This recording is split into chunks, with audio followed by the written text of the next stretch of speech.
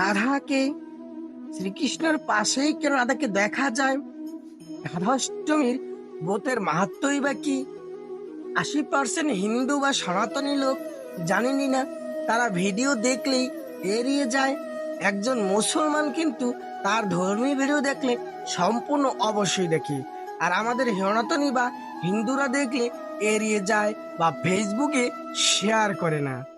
তো জাগো হিন্দু, সবাইকে দেখার সুযোগ করে দাও। ভগবান শ্রীকৃষ্ণের পাশেই রাধারানীকে দেখা যায়। রাধারানীকে ছাড়া শ্রীকৃষ্ণ সম্পূর্ণ নয়, অর্থাৎ ভক্ত ছাড়া ভগবান অসম্পূর্ণ। ভক্তের ভক্তিতেই ভগবান, এই চিরাচরিত সত্যের প্রকাশ ঘটেছে শ্রী রাধাকৃষ্ণের বিগ্রহে। রাধাষ্টমীর ব্রতের মাহাত্ম্য প্রত্যেকেরই উচিত একবার অন্তত শোনা উচিত। তো ভিডিওতে ক্লিক করলে অবশ্যই মন দিয়ে শ্রবণ করার অনুরোধ রইল সকলের কাছে। এক, কেউ রাধাষ্টমী ব্রত পালন করলে তার কোটি ব্রহ্মহত্যার পাপ চলে যায়। এই রাধাষ্টমী ব্রত করলে 1 কোটি যদি ব্রহ্মহত্যা করে, তাহলে সে সেই কোটি ব্রহ্মহত্যার পাপ থেকেও মুক্তি লাভ করতে পারে।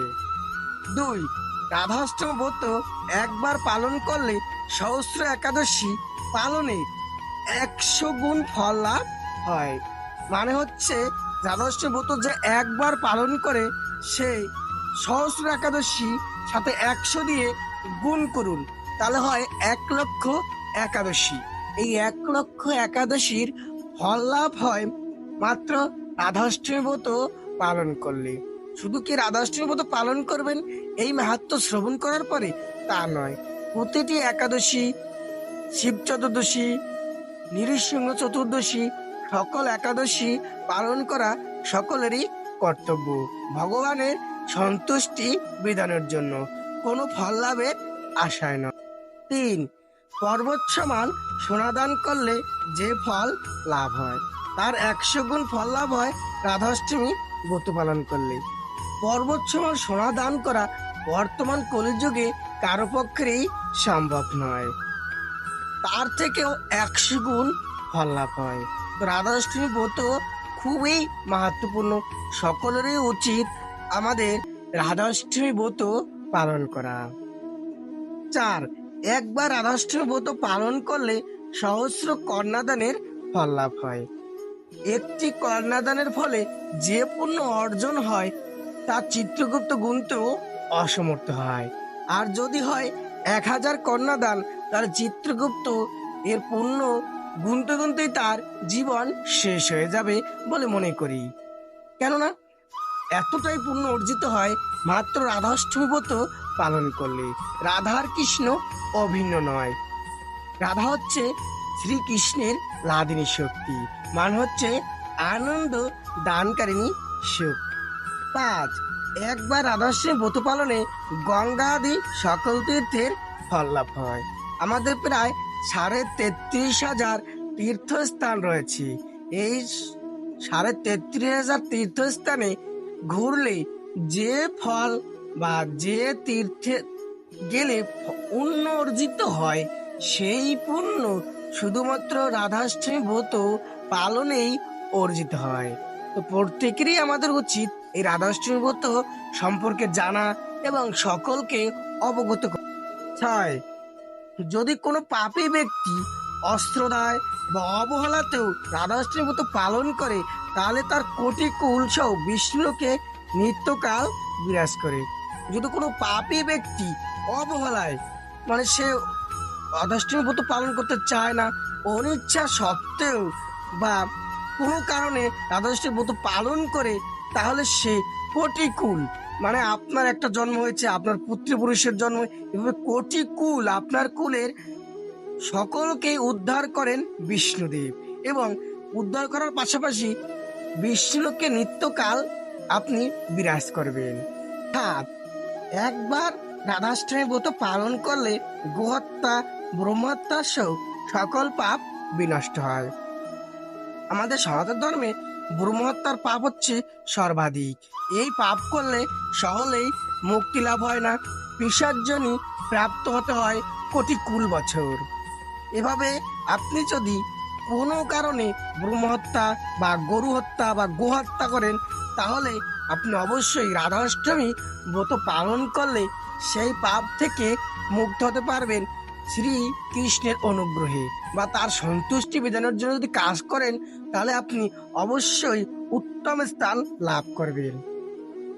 আর যদি কোনো মূঢ় ব্যক্তি জেনে বা না জেনে রাধাষ্টমী পালন না করে, তাহলে সতী কটি কল্পেও সে নরক যন্ত্রণা থেকে নিষ্কৃতি পাবে না। এক কল্প সমান হচ্ছে বুড়মার একদিন। মানে এই বুড়মার দিনে এই জীব জন্মগ্রহণ করে এবং বুড়মার রাত্রিতে এই জীবগণ বা এই পৃথিবী ধ্বংস হয়। তাই আপনি এই কোটি কুল ধ্বংসের হাত থেকে রক্ষা করতে পারেন, বা এই রাধাষ্টমী ব্রত পালন করলে এই সতী কোটি কল্প আপনার পিতৃপুরুষকে আর নরক যন্ত্রণা ভোগ করতে হবে না। নয়, যে নারী রাধাষ্টমী ব্রত পালন করে না, সে কোটি কল্পে নরক বাস করে থাকে। আর পৃথিবীতে কোনোভাবে যদি জন্মগ্রহণ করে, তাকে বিধবা হতে হয়।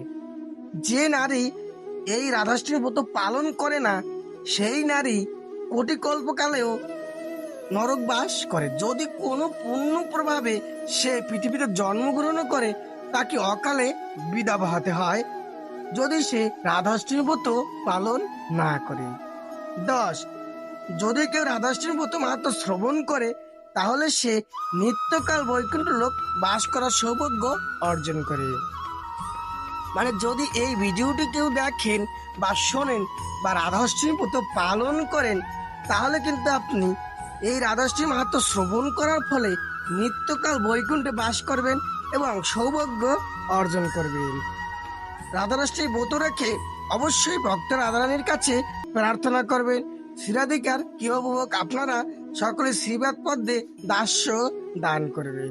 এতে কিন্তু শ্রী রাধারানীর দাসত্ব গ্রহণ করার অর্থ হলো শ্রীকৃষ্ণের কৃপালাভ। হে কৃষ্ণ করুণা সিন্ধু দীনবন্ধু জগৎ পথে গোপেশ গোপিকা কান্ত রাধিকান্ত নমস্তুতে। তপ্ত কাঞ্চন গৌরাঙ্গী বৃন্দাবনেশ্বরী দেবী বৃষুভানুসুতার দেবী তাং হনুমামি হরি প্রিয়ে। হরে কৃষ্ণ। এই মাহাত্ম্যটি শ্রবণ করুন এবং সবার মাঝে শেয়ার করুন। প্রত্যেকেরই উচিত একবার হলেও শ্রী রাধারানীর জন্মাষ্টমী বা রাধাষ্টমীর সম্পর্কে জানা ও তোর মাহাত্ম্য সম্পর্কে শ্রবণ করা। নিজে পড়ুন, অন্যকে পড়ান।